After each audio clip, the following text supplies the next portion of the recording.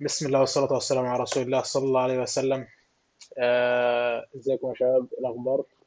النهاردة حلقة جديدة شويتين من نوعها. الحلقة بتاعتنا النهاردة احنا هنتعرف فيها عن مجال الموبايل ديفلوبمنت بأنواعه الأندرويد وفلاتر. الاي او اس هيكون في حلقة تانية إن شاء الله. في البداية أنا هعرفكم بنفسي، طبعا عارف إن أنتوا زهقتوا من المقدمة دي. أنا محمد صديق، مطور تطبيقات موبايل فلاتر ديفلوبر. الحلقة بتاعتنا النهاردة زي ما قلنا هيكون فيها زي كومباريزون ما بين الأندرويد والفلاتر. أول حاجة حابب طبعا أرحب بالضيوف، الباشمهندس عبد الرحمن والباشمهندس أيمن. اهلا آه، بيك يا باشمهندس. أهلا بيكم والله مشرفينا. كل واحد هيبدأ يعرفنا بنفسه إن شاء الله ومجاله. اتفضل. تمام، اتفضل. تمام، أنا عبد الرحمن أسامة، عندي 20 سنة، في سنة رابعة جامعة، وماشي في تراك الفلاتر ديفلوبمنت. انا ايمن مسعد، عندي 22 سنه، اندرويد ديفلوبر، وان شاء الله هنعمل حلقه حلوه النهارده. إن شاء الله.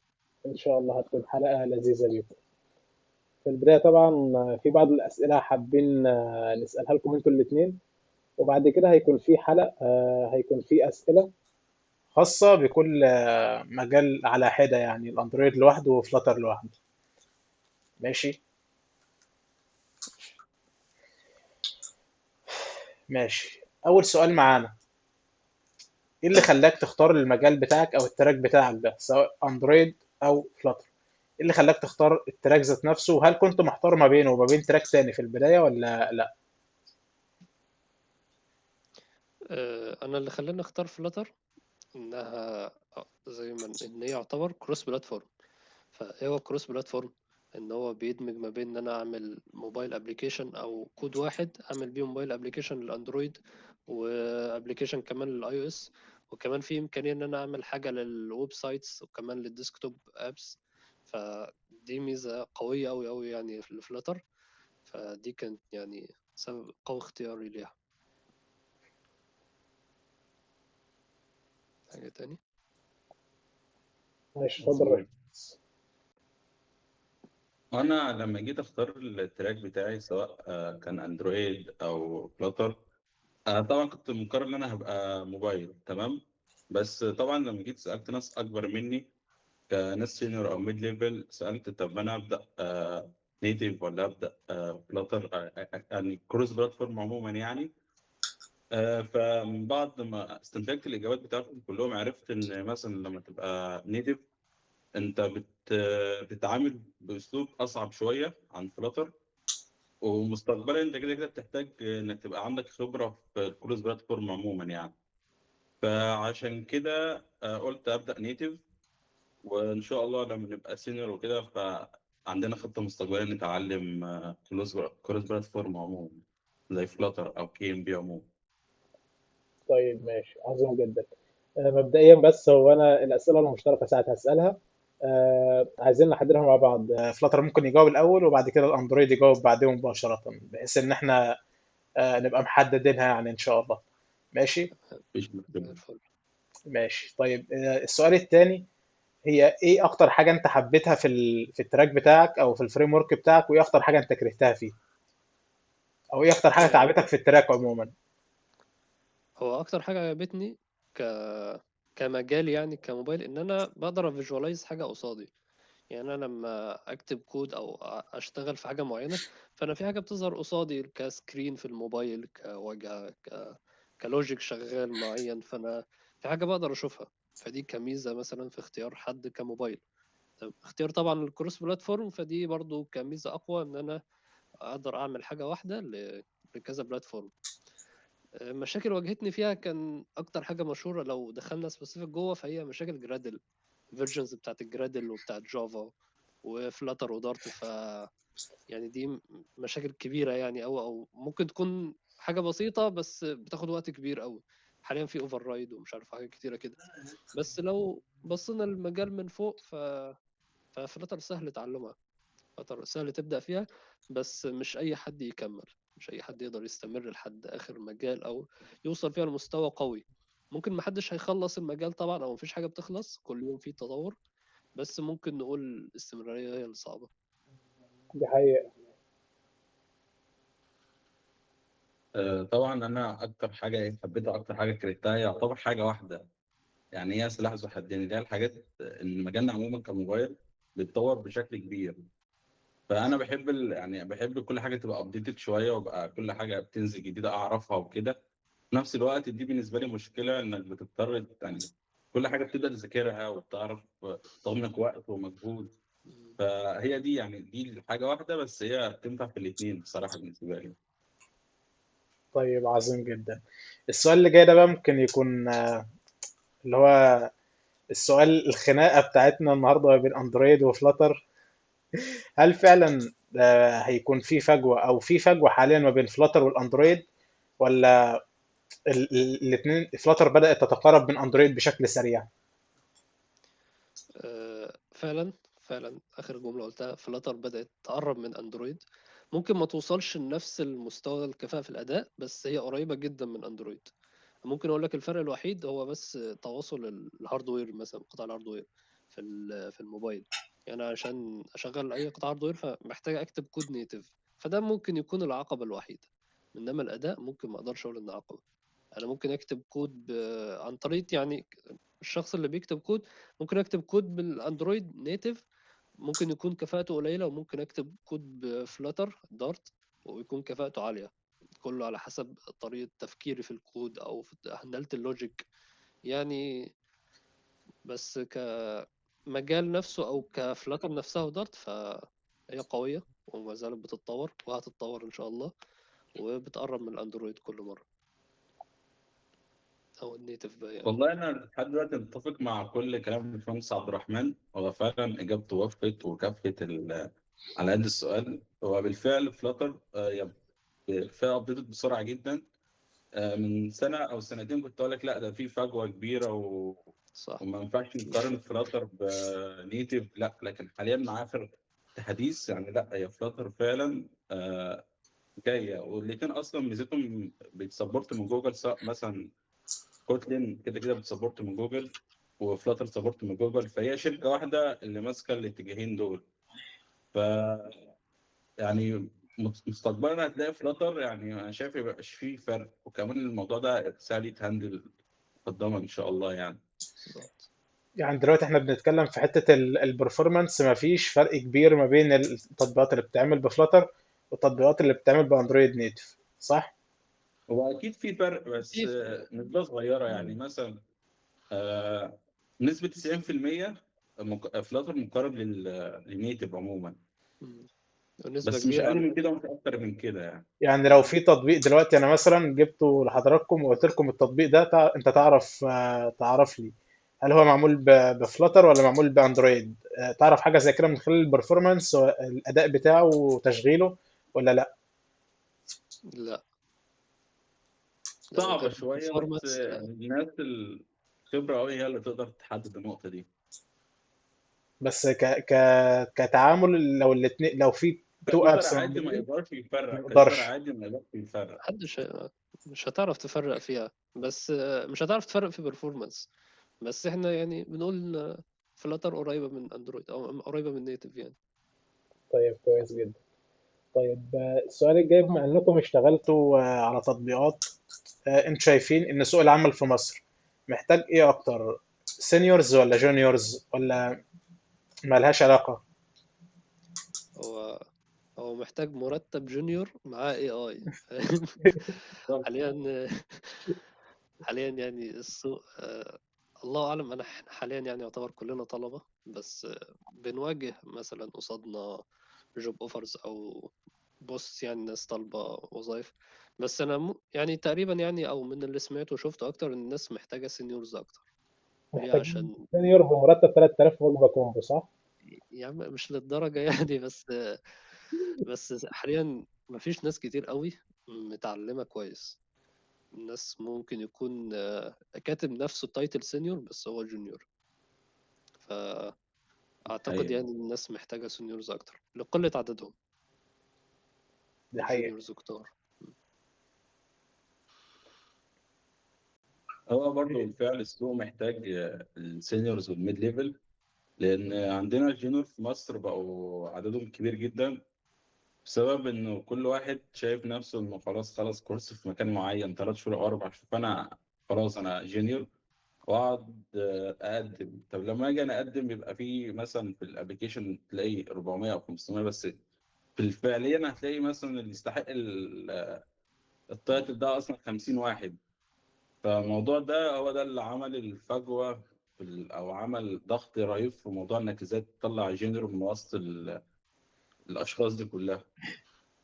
بس فهو الموضوع كله متوقف على انا مثلا متعلم كويس وعندي المهارات الكافيه، هلاقي يعني انا كاندرويد انا بقى بيجي قدامي جونيور عادي، وفي نفس الوقت بيجي قدامي فرص سينيور. ممكن السينيور يبقى اكتر، لكن كجونيور كده كده بيجي قدامي فرص. لكن هم اصلا بقوا طالبين في الريكويرمنت بتاع الاعلان مثلا او الهايرنج بتاعهم، بيبقى خلاص انت اصلا مستواك بقى مقارب للسينيور يعني، بسبب طبعا وجود الاي اي، وان خلاص بقاش مش محتاجين حد يجي يكتب كود مثلا بمستوى معين وكود مكرر وكده. لا احنا خلاص احنا بقى عندنا ادوات وحاجات تقدر توفر كل المجهود والوقت ده. فبالتالي لا انا هطلب حد يا اما جونيور فاهم كويس جدا، ويا اما انا عايز سينيور هو هيقوم بشغل الجونيور عموما يعني. على حسب الفلوس. على حسب بالظبط، هو في الأول والآخر بيرجع على حسب الفلوس يعني. دي حاجة إجابة شاملة ووافية وكافية فعلا. طيب السؤال الجاي بقى، الفريلانس في مصر عموما، الموقع بتاع الفريلانس او ان انا اجي اقول لك على شغلانه، مجال الموبايل ابلكيشن في السوق بتاع الفريلانس، هل هو مطلوب ولا مش مطلوب؟ وحد فيكم اشتغل على موقع هو فريلانس؟ هو موجود، بس لازم في أغلب المواقع لازم يكون ليك ريت قوي باين فيه علشان تبقى حد تراستد إنك تشتغل مع حد. دي كمواقع. إنما لو قلنا أو مثلا في حاجة بتبقى بروبوزال مثلا لحد، فلازم تكتب بطريقة صيغة كويسة. فهو موجود فعلا، بس الموضوع ممكن يكون صعب، ممكن يكون قوي شوية، بس هو ستيل موجود. وممكن لو حد على نطاق المنطقة أو الناس اللي حواليه، فلازم يكون عامل بيرسونال براندنج ليه عشان يتعرف، أو يعني يكون ليه خطوة، يعني إن هو يكون ليه مشاريع فريلانس مثلا مع حد. تمام. والله كفرص موبايل على فريلانس هو موجود وموجود كتير جدا، بس احنا بنواجه مشكله في الفريلانس انا وهي ان الكلاينت عموما محتاج كوست، يعني يقلل في الكوست ويقلل في الوقت على قدر الامكان.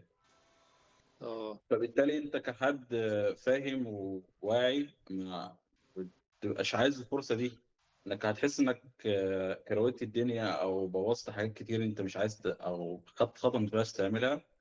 فبالتالي اللي بيستخدم او اللي بيلحق الفرص دي ناس بصراحه بيضربوا السوق، يعني بيضربوا السوق الفريلانس عموما في مصر او في الوطن العربي عموما يعني. الهنود دلوقتي ما شاء الله. الهنود فعلا. الهنود وكمان السمسار المصري اللي موجود في الخليج، انت عارف انت الشخص ده اللي اه. هو تعالى اعمل لي كذا، وهو ب 20,000 مثلا هناك وهنا يديك 2000 جنيه. فاللي هو فعلا ده بيحصل، وده اللي اصلا ضارب السوق كده في مصر. فعشان كده هتلاقي كله بيتجه للشركات يقول لك لا انا هشتغل في شركه واخد مرتب وضامن انا هيجي لي مرتب واشتغل شغل مع حد وكده. وبرضو انا شايف فرصه، يعني فرصه حلوه لحد لسه فريش انه يتجه للشركه الاول، عشان يبقى معاه حد اكبر منه يساعده ويوجهه ويرشده. لكن هتروح مثلا انت لسه خلصت وهتبدا تشتغل فريلانس على طول، مش حاسسها احسن حاجه يعني. لان انت ما فيش حد بيوجهك في الفتره دي، صح؟ بالظبط، وكمان الجونيور ما بيبقاش مدرك اللايف سايكل كامله للبروجكت، يعني مش هيعرف يقعد اه. يعمل في كذا مراحل في المشروع، مش هيبقى مدرك. يعني كلنا متعود ان احنا نعمل امبلمنتيشن بس، تمام. لكن لا، في خطوات تانية قبل كده، اللي هو تعمل اناليسيس للبروجكت وتشوف بقى الخطوات اللي هتعملها، وتبقى مثلا في الفريلانس لازم تبقى معاك تيم اصلا. فانت اصلا ما عندكش لسه ما خدتش مهارة التيم وورك، فانت هتجيبها منين؟ بالظبط. فانت مثلا ما كانش عندك، فانت دي صعبة برضه. فانت هتلاقي نفسك يعني بتضر نفسك وانت بتشتغل. فلا انت الاول المفروض عندك السوفت سكيلز الكويسه اللي تخليك تشتغل فريلانس وبعد كده تبدا. وانا بصراحه برشح الفريلانس اكيد يعني، بس مش عايز خطوه اوليه يعني. طيب كويس جدا. نيجي بقى لآخر سؤال في المرحلة دي، واللي هيكون عليه مشاكل كثيرة جدا. مستوى المرتبات في المجال موبايل ابلكيشن، سواء الاندرويد نيتيف او الكروس بلاتفورم فلاتر، هل بيكون مجزي للمجهود اللي الشخص بيبذله سواء جونيور او سينيور؟ ما هو في فرق بين مستوى المرتبات الطبيعي وفي حاجة غير طبيعية. يعني في شركات بير سلم بتخسف بيك الأرض بالمرتب، في مرتبات محترمة وفي متوسط، وفي حد بيقدر فعلا اللي بيشتغل ده عالي. فبتبقى على حسب يعني الشركة وعلى حسب المكان. أنا أعرف إن متوسط مرتب جونيور ممكن يعني يكون بيبدأ مثلا من 8 ل 12 تقريبا يعني. ميد ليفل أكيد أعلى، وسينيور أعلى وأعلى. فدي اقل حاجه انا سمعت عنها. يعني لا، في انا سمعت عن اقل من كده طبعا، بس اعرف ان ده المتوسط او اللي ممكن حد يعني يبدا بيه. ده في مجال الكروس بلاتفورم، اللي هو لو واحد جونيور، اللي هو اشتغل مع نفسه في الكورسات، خلص كورس معين، بدأ ان هو يعمل تطبيق خاص به مثلا او تطبيقين، ساعة يجي ينزل في شركة اللي هو الاكسبكتد بتاعك كام، ما يقلش عن 8 وما يزيدش عن 12، صح؟ يعني يا ريت يزيد، بس المفروض ما يقلش عن 8. على حسب الوقت، يعني في الوقت اللي احنا بنتكلم فيه ممكن يكون اللي هو من 8 ل 12، ممكن كمان شهر على حسب السوق، فالسعر بيزيد. بس الفكرة ان السوق دلوقتي فيه تشبع رهيب جدا، او هو مش تشبع، لا هو فيه ناس بادئة في المجال كتير، بس مش كلهم بنفس الكفاءة اللي تخليهم ان هم يشتغلوا بالثمانية او بال12.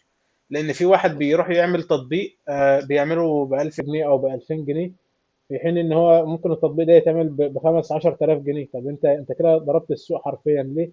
لان كان في فرصة لواحد ان هو يعمل ابلكيشن زي ده بمبلغ انت عملته بواحد على 10 من السعر بتاعه او بنص السعر بتاعه، فانت كده بتضرب السوق حرفيا. وده اللي لا، بيعمله الهنود.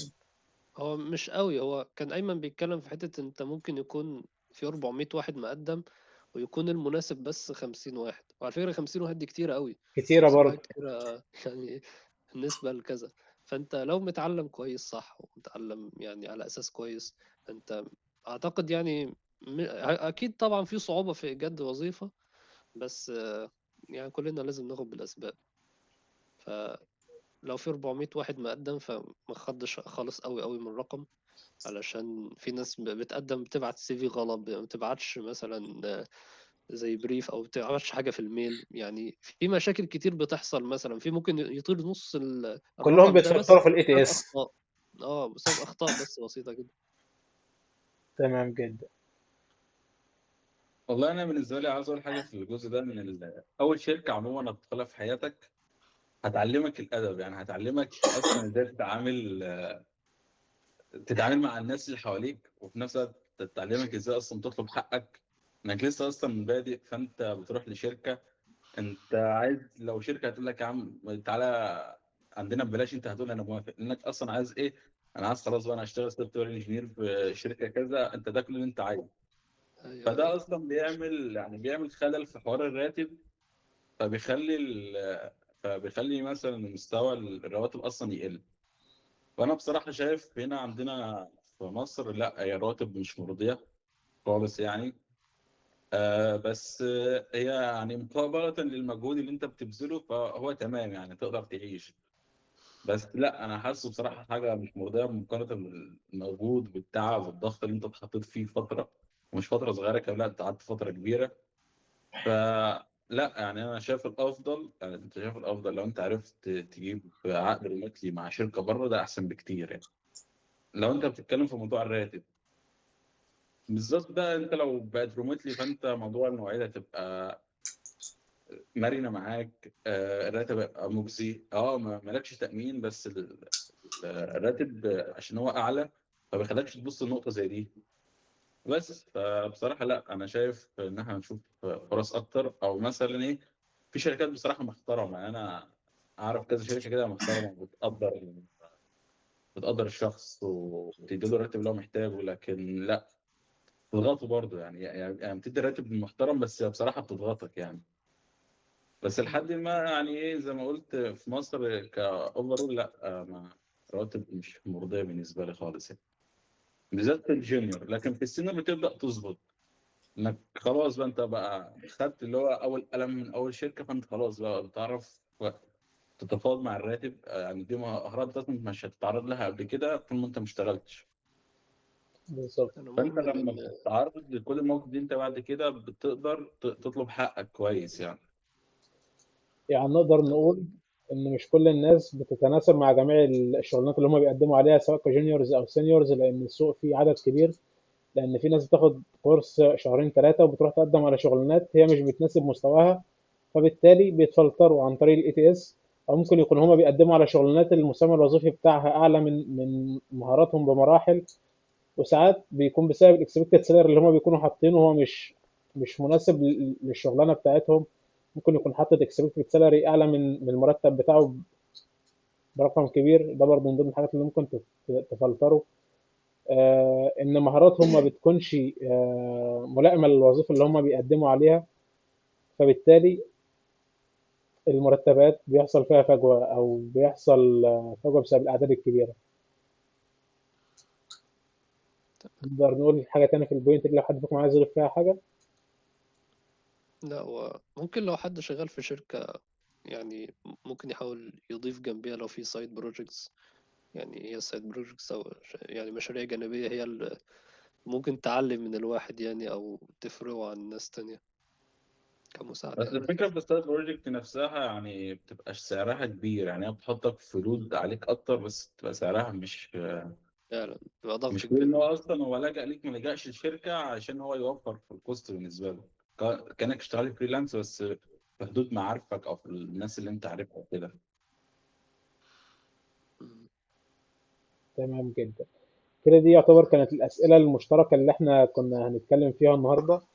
في دلوقتي شويه اسئله خاصين بكل فريم ورك كنا هنسال كل واحد فيكم شويه اسئله اكيد الناس هتستفاد منها. وفي نفس الوقت برضه لو حد من الفريم ورك التاني عنده تعليق على اجابه السؤال لو هي خاصه بالتراك بتاعه يقدر ان هو يتكلم فيها او يناقشنا فيها برضه. تمام. هنبدا دلوقتي بمجموعه اسئله خاصه بتراك الاندرويد تحديدا يعني. تمام. تمام. طيب تمام جدا.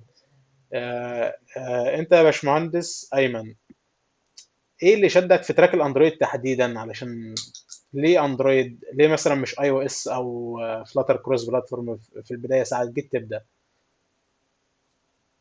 بص انا ممكن ابقى جاوبت على الاجابه على السؤال ده في اول اجابه، تمام. بس ممكن نقولها بمعنى تاني ان النيتف او اندرويد نيتف هو حاجه يعني حاجه صعبه، تمام. مش صعبه قوي او مش مستحيله، هي حاجه صعبه. وفي نفس الوقت هي بتديك فول كنترول على في الموبايل اب عموما يعني، تمام.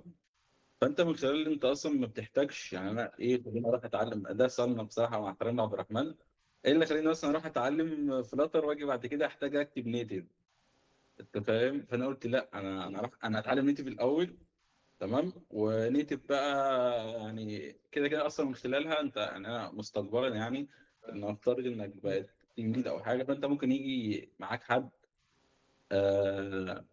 فلاتر او ايا كان، فانت لازم يعني كده كده يعني مستقبلا هتتعلم فلاتر. مثلا حد معاك في التيم مثلا او كده كده، فانت لازم تبقى عندك درايه بكل حاجه. طب انا ابدا دلوقتي حاجه ابدا نيتف، اولا لانه فول كنترول يعني بتقدر تعمل عليه كل حاجه، تعامل مباشره بقى مع الاوبريتنج سيستم والهاردوير. وفي نفس الوقت هو يعني ايه سهل انك تتنقل من بين الكروس بلاتفورم تاني يعني، لانك خلاص بقى بتبقى فاهم اللايف سايكل ماشي ازاي، وتبقى خلاص بقى التعامل مع الميموري بقى والجودة انت خلاص بقى عارفه بنسبة 100%. خلاص بقى فانت مش محتاج حاجة تاني يعني. طيب تمام جدا. طيب انت ليه اخترت كوتلين مش جافا ساعه جيت تبدا؟ بصوا انا سألت سؤال في جروب اسمه دونت ورك هير، ممكن تبقوا عارفينه يعني. عارف. كنت لسه اصلا بدأت، فانا سألت قلت كوتلين او جافا. الجروب ده خاص بناس تك يعني، فانا لما لقيت الناس بتتكلم كده، دخلت سالتهم طب انت ايه رايك في كوتلين دلوقتي، طب جافا دلوقتي مش عارف ايه. فمن خلال الاسئله دي والسيرش بتاعي يعني توصلت ان جافا خلاص عارف عليها الزمن، مش في حد دلوقتي جديد بيكتب جافا. ليه بقى؟ لان خلاص بقى كوتلين ظهرت، وكوتلين سهله وبسيطه. هي ممكن يعني هي كده كده مبنيه على جافا او تكمبايل عن طريق جافا يعني. بس ايه اللي خلاني اكتب 50 سطر كود، وانا ممكن في كوتلين اكتبها في 5 6 سطور يعني. بس وكمان في كوتلين ضافوا النال سيفتي، دي حاجه كده كانوا ضايفينها ما كانتش موجوده في جافا، كانت بتدي كميه ايرورز بقى فظيعه وكده يعني. والسوق دلوقتي بقى متوجه خلاص انك بتشتغل كوتلين. طب انا جاي بروجكت ماشي اصلا مكتوب بجافا، ايه العمل؟ عادي كاريت اكتيفيتي جديده كوتلين وهما الاثنين هيشتغلوا مع بعض مفيش اي مشكله. يعني هما الاثنين مع بعض بس.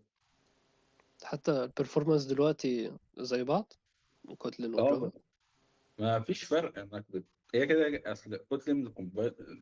بتترجم لجافا اصلا يعني. اه، أنا على فكرة فلاتر بتترجم لنيتف برضه. فلو انت شوف بقى السايكل ماشي ازاي، فهي الموضوع كله ماشي كده يعني. طب انت اول تجربه ليك مع اكس ام ال كانت عامله ازاي؟ طبعا اول تجربه اول مشروع انت بتعمله فده بيسيب علامات كده علينا ما نقدرش ننساها يعني. اكس ام ال في الاول انا كنت انا عملت اصلا ميكس اصلا غريب شويه. المفروض اللي بيبدا كوتلين يجي بادئ معايا جيت باك كومبوز يعني. بس انا قلت لا، انا خدت القرار قلت لا انا هبدا اكس ام ال. فطبعا ايه، ما كنتش فاهم اصلا يعني ايه اكس ام ال. انت عارف بقى اصلا دي كانت لغه برمجه ولا كانت ايه بالظبط؟ ما هي مش لغه برمجه عموما يعني. اكس ام ال عباره عن حاجه زي كده اتش تي ام ال اللي هي مارك لاونج يعني. بتقسم او بتعمل اللي اوت والشكل الفيوز يعني اصلا بتاع الابلكيشن اللي هو بترسم اليو اي عن طريق اكس ام ال. طبعا اول مشكله قابلتني انا ما كنتش فاهم حاجه، والمصادر ذات نفسها كانوا بيكروتوها ان كل حد يقول لك يا عم ايه ده اكس ام ال سهله هتعلمها في اسبوع ولا مش عارف ايه وكده. بس هو بصراحه انا لما فهمت اصلا دي اوت ماشي ازاي، وبتستخدم مثلا تكست فيو هنا، كونتينر هنا مش عارف ايه، فلما فهمت الحاجات دي كلها خلاص بقى اللي هو بقت بحب اكس ام ال اصلا، مش عايز مثلا استخدم جيت باك كومبوز اصلا يعني. ده فالموضوع سهل يعني. السنتكس بتاعها صعب جدا. كاكس ام ال اه، والله انا اتعلمته يعني ما رحتش لحد قلت له علمني اكس ام ال. لما رحت قلت انا هتعلم اكس ام ال، اشوف اسم الحاجه ايه واشوف ايه اللي جواها واستخدمها. حلو صح ده. بس ما رحتش لان انا بصراحه آه، انك ما كنتش لاقي مصادر، فلما دورت لقيت مصادر كتير فاتشتت. اه، فطبعا دلوقتي. انا قلت لا خلاص بقى انا هكتب مثلا تكست فيو او باتون مش عارف ايه، اشوف ايه اللي في جوه الباتون وايه اللي اقدر اعمله في الباتون واجي مجرب. حلو بس التعب. ده يعني الموضوع ما كانش صعب يعني. طيب كويس جدا. احكي لنا اصعب بجايه انت قابلتها في مشروع حقيقي انت اشتغلت عليه.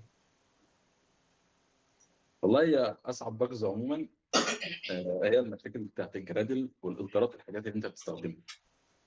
الباجز دي اصلا بتخليني مش لو انا كاتب كود صح ولوجيك صح تمام، بس انا عندي مشكله في فيرجن كذا، فاللي هو وقعد انزل في الفيرجن مع فيرجن كود مش مناسب مع الهيلد.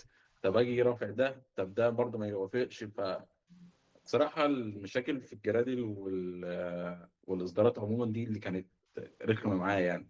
انا كنت مثلا بتضطر ان انا اعدل في السيتنج جرادل، واجي معدل في الجرادل نفسه في الملف الجرادل نفسه، واجي معدل في الفايل بتاع الاصدارات. والديبندنس بقى مثلا ان انا كتبت هنا رقم ولازم اروح هنا رقم، فدي بصراحه كانت بتاخد معايا كميه وقت ومجهود اكتر ما بيجي لي مثلا باج في بروجكت معين. وفي نفس الوقت حصل معايا مره باج كانت غريبه قوي يعني، كانش بتسمع في اللوت كات اصلا. تمام. اللي هو كنت شغال على مم. مشروع المفروض بعد ما بلوجن يدخل على الهوم عادي يعني، عادي جدا يعني. انا عدلت حاجه تمام، ولقيت نفسي مش عارف ادخل على الهوم تاني، كل الموبايل يكراش ويجي خارج يعني. ده عشان ده طلع في الاخر اصلا بسبب حاجه تافهه جدا يعني.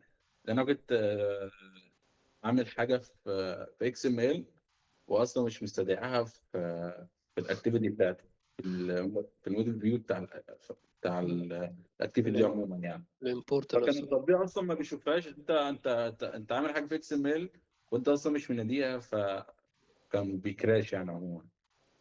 الحمد لله خلصت من الوقت دي يعني. طيب الحمد لله. اكيد برضو اثناء ما انت شغال كنت بتتعامل مع فاير بيز واي بي ايز وجوجل مابس عشان تعرض مابس وعمليه بيمنت. يعتبر ايه اصعب حاجه انت قابلتها اثناء تعاملك، وهل فيهم حاجه صعبه ولا هي حاجات زي بلوكس انت عارفها بتستخدمها على طول؟ والله يعني جوجل ماب وفاير بيز يعني هي خدمات عظيمه من جوجل. انا بصراحه بحييهم على الشغل بتاعهم، انهم بيوفروا علينا اصلا وقت ومجهود في المشاريع بصراحه حلو يعني.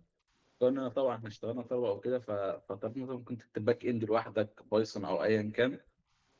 لكن لما جيت مثلا استخدم فاير بيز فالموضوع لقيته سلس بصراحه، ما كانش فيه اي حاجه مثلا مربكه او صعبه او كده.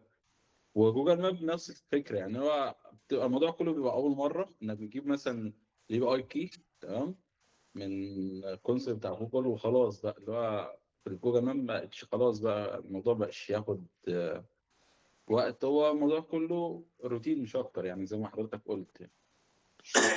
كان جوه المابس بحوالي $300، او لا عشان تشترك في جوه الكونسول وتاخد الاي بي اي بتاعها.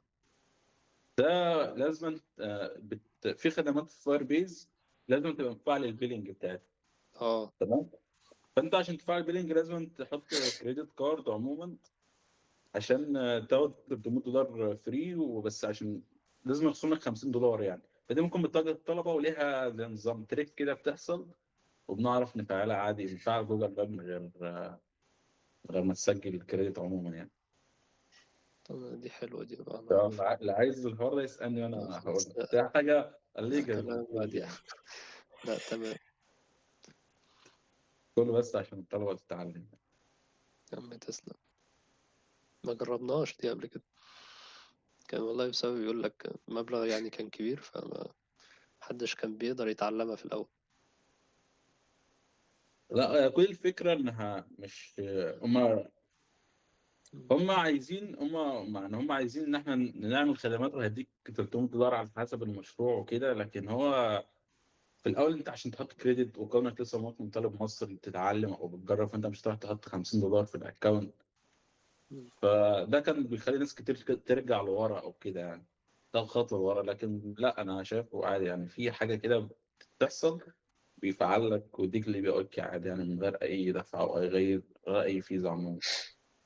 مم.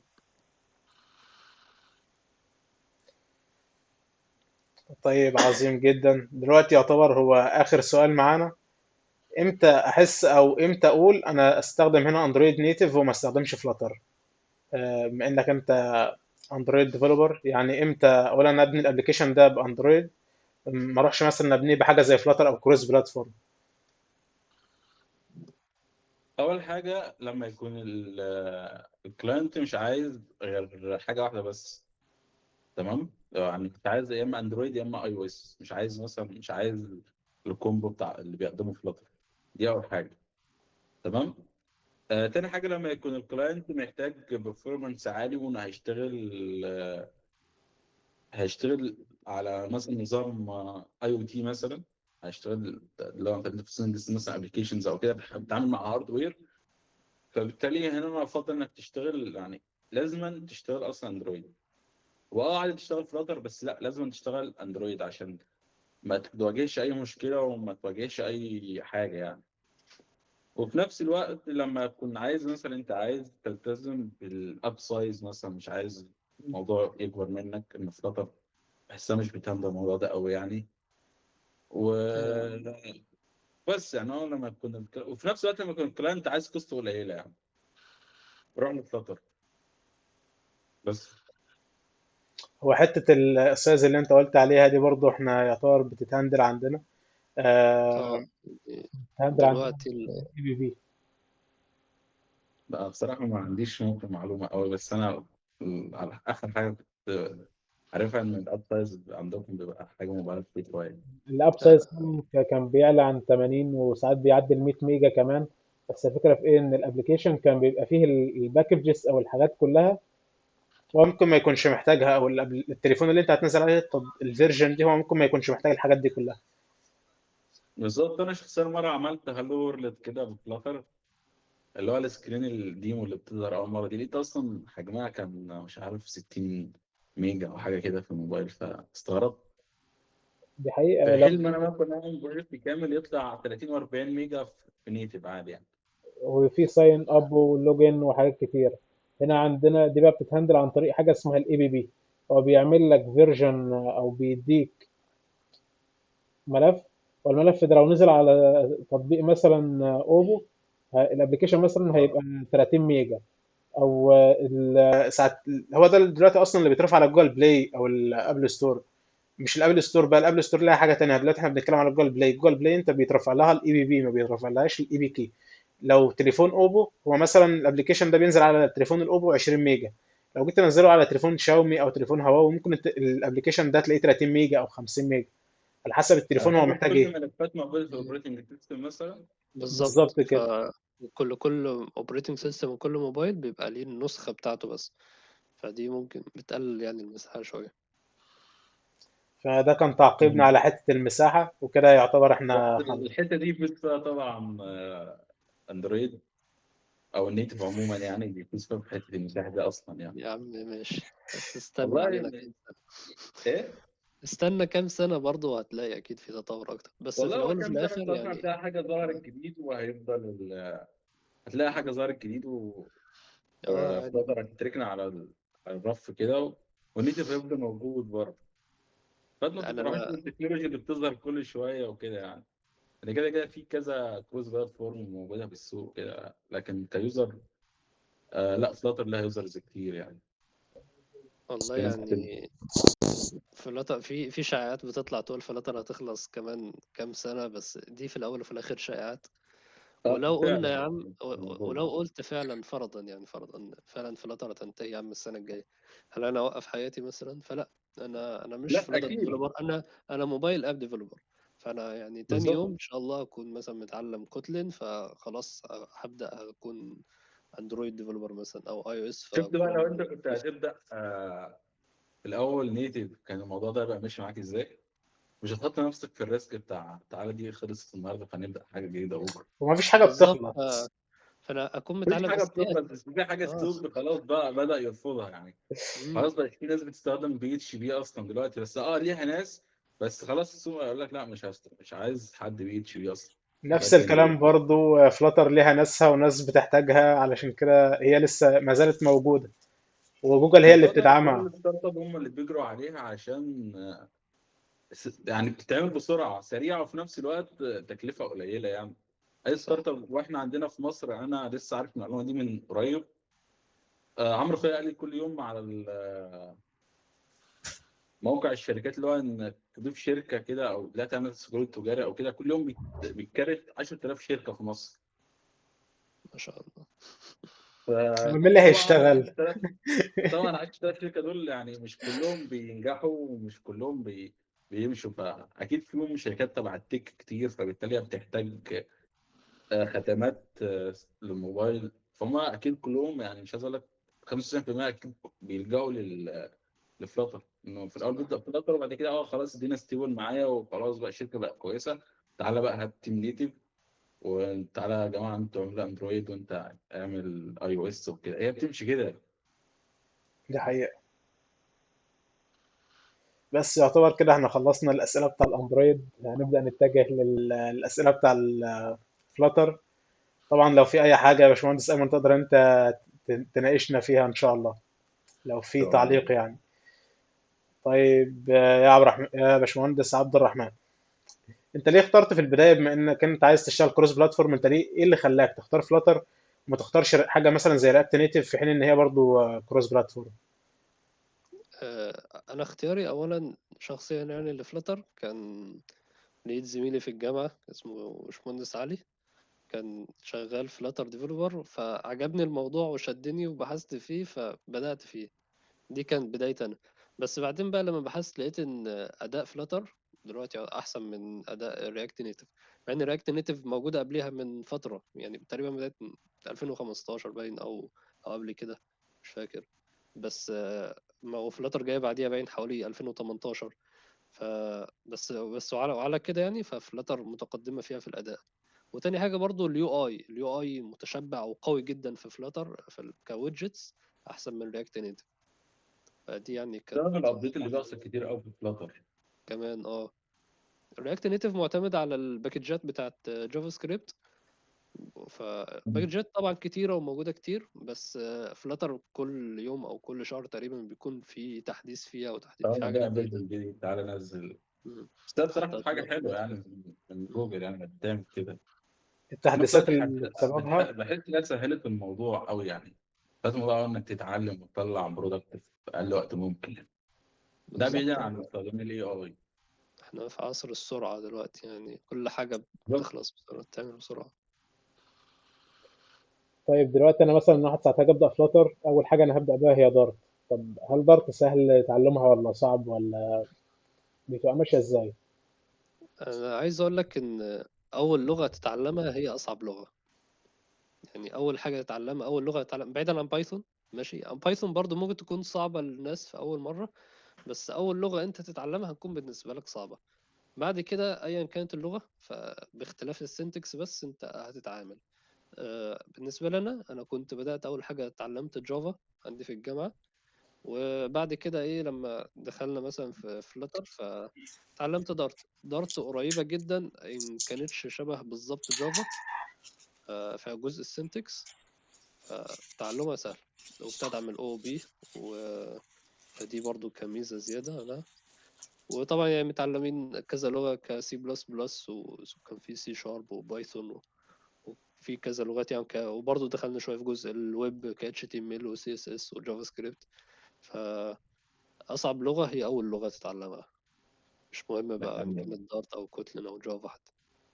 دي حقيقه انا بدعم فعلا الكلام ده. يعني اول لغه كنت اتعلمتها كانت السي بلس بلس، بدات بيها في الكليه، فكانت ممتعه تقريبا بصراحه. كلنا بدأنا في بلس بلس او جافا يعني ما حدش بدأ غير كده يعني. هو معظم الكليات بتدرس الجامعات بلس كلها. بلس لانها هاي ليفل لانجوج، علشان بيقولوا ان انت لو اتعلمتها تقدر انت تنقل لاي لغه برمجه تانية. لو انت عايز تنقل لبايثون، عايز تنقل لجافا، عايز تنقل لسي شارب، هيبقى معاك الاساس اللي انت اي لغه انت رحت لها بعد كده انت يا دوبك اللي بيختلف السنتكس بتاع اللغه التانية. بالظبط. فعشان كده يعني معظمنا بدانا بالسي بلس بلس. لما جيت انقل لدارت وابدا في مجال موبايل ابلكيشن فلاتر، يعتبر ما كانش في اي اختلاف. تقريبا الاختلاف الوحيد اللي ما بين السي بلس بلس والدارت، انت في السي بلس بلس بتعمل سي اوت للاوتبوت، هنا انت في دارت بتعمله برنت.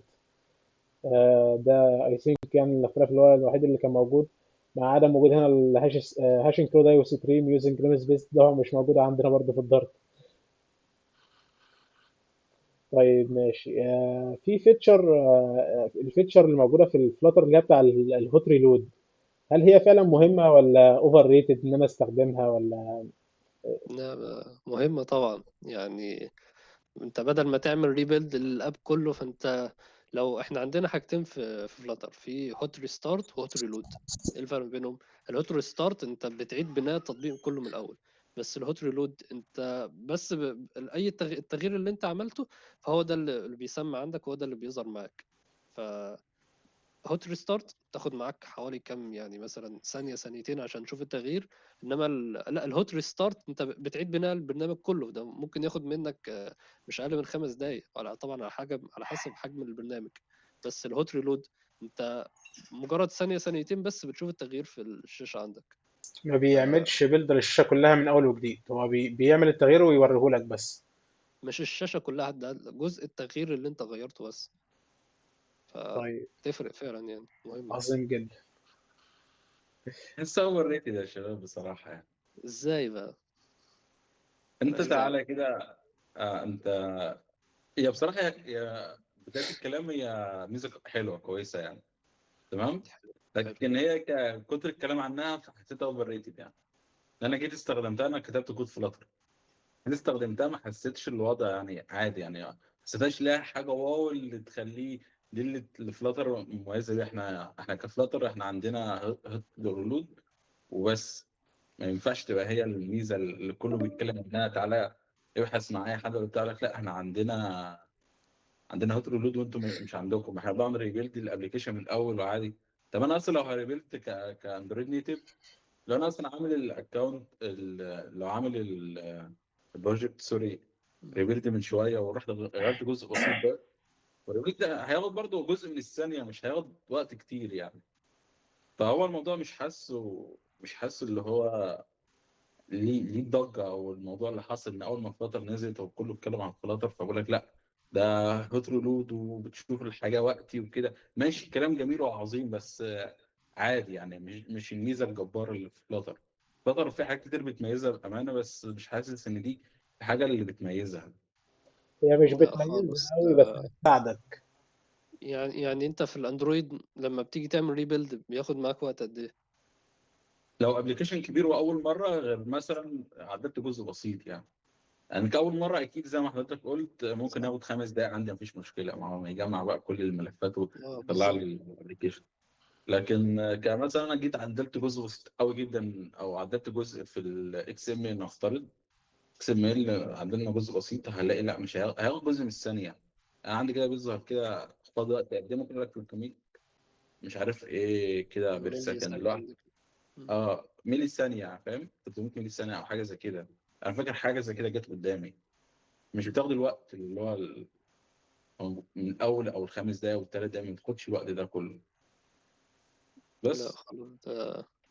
يعني جزء الهوت ريلود عندنا، انت انا لما بعمل ريستارت الاب فطبعا مش بياخد نفس ال5 دقايق في الاول لما بعمل له بيلد في اول مره، بس لما اجي اعمل ريبيلد تاني ممكن ياخد اقل من كده. يعني هياخد اقل من ال5 دقايق دي عشان تكون الاسيتس نزلت ويكون في فيرجنز نزلت وفي حاجات كتيره بالظبط. موجوده، فمش هياخد نفس الوقت في اول مره. تمام. بس الهوت ريلود فحرفيا يعني اقل من التاني مره دي يعني. بس هي ممكن تفرق تغيير لها لون. مثلا عن الابلكيشن، اول ما بتفتحه وتوصل للحته بتاعتك دي ممكن تاخد وقت. فيتشر مثلا معينه جوه الاب اه ولا ايه؟ دي ممكن اللي اقول لك مثلا اصل الابلكيشن بيقفل ويفتح تاني تمام.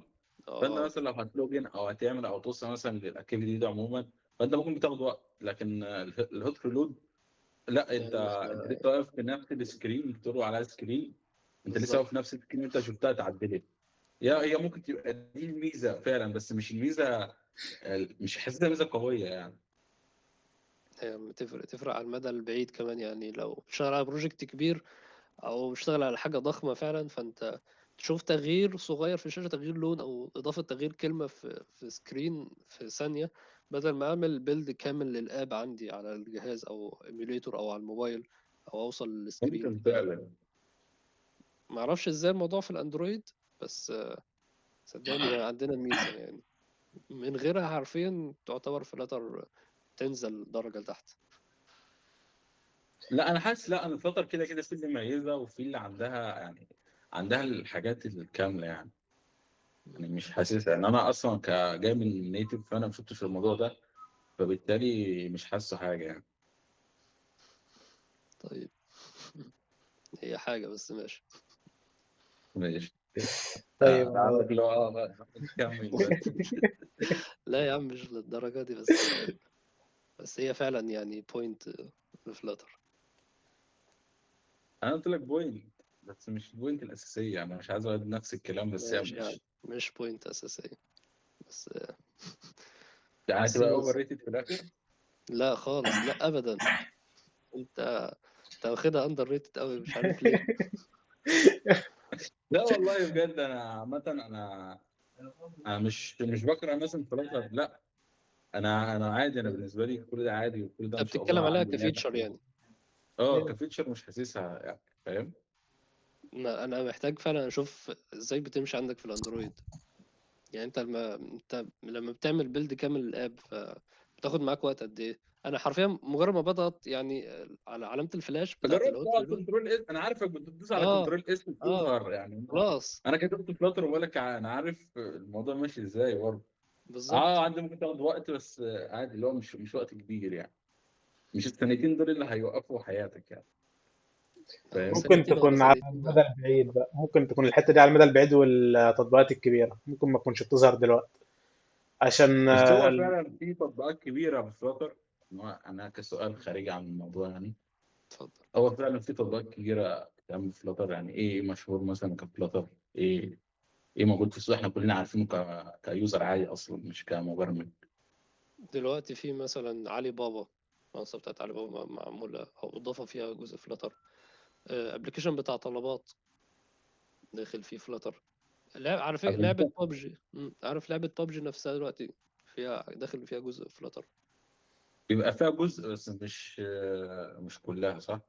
هي حاليا طلبات يعني تقرب ان هي تكون كامله فلاتر، بس لسه تقريبا يعني ما كانش كلها. اه. عامة أي أبلكيشن كبير ما يحسوش إنه بقى كامل فلاتر، إنه الأبلكيشن الكبير بيحتاج حاجات هاردوير أو سنسورز أو كده، فبالتالي بتكتب بقى نيتف، صح؟ هو دلوقتي في الحالة دي عشان اوصل لقطع هاردوير عندي، فانا بيبقى في باكج جاهزة، مثلا ان انا اوصل للكاميرا، اوصل لسنسور مثلا، او المايك عندي. فبحتاج ان انا اكون اكتب كود نيتف، او بيبقى في ناس عاملاها قبل كده، فباخد باكج جاهزة وبحطها عندي. فده ممكن يخليني انا كعبد الرحمن كماشي فلاتر، لو وصلت هتحل مثلا بالمشكلة دي. اه. لو وصلت مثلا لمستوى قوي كسينيور، فانا ايه المشكلة لما اذاكر نيتف مثلا كاندرو كوتلين او جافا؟ فانا مش عايز اطمح ان انا اكون بس فلاتر ديفلوبر قد ما اكون موبايل اب ديفلوبر. بالظبط، وكلنا بنطمح لكده، إنك في الأول وفي الآخر أنت لازم تتعلم، إنك تتعلم دايما. صح. لو فضلت مكان فهو دلوقتي، في إحنا حاجات كلنا. بتقع وحاجات بتنزل ايوه، انت مش ضامن السوق يعني. انت ممكن تصبح يعني تيجي تاني يوم الصبح كده تقول لك لا احنا خلاص جماعه فلاتر احنا شلنا من عليهم الدعم في الشرق الاوسط. مش قوي كده بس تمام. فاهم؟ يعني انا فاكر مره حصلت من حوالي سنه او اكتر، ان فلاتر بقى ليها تدخل كده على موقع فلاتر يقول لك لا انت مالكش انك تدخل او حاجه زي كده. كان يديك دي ايرور يعني. انت عارف ظهرت امتى؟ فاكر؟ مثلا فلاتر في 2017 2018 لا حاجة لا انا من ما. قريب، لا من اه قريب، مش ممكن سنتين او سنه ونص بالكتير يعني. يعني انا من سنتين لسنه حاجه زي كده. لا لا، دي اثار الجدل بس.